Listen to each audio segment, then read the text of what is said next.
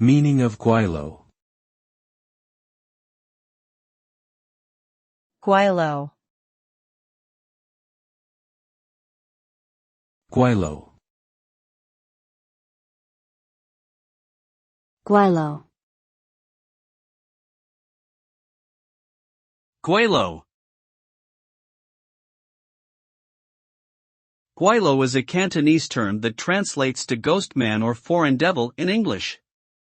Historically, the term was used to describe Westerners during imperial times when foreign powers exerted influence over China.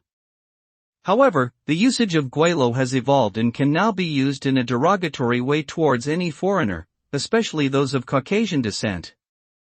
It should be noted that while some people may use the word without negative intent, it is still considered offensive by many and should be used with caution.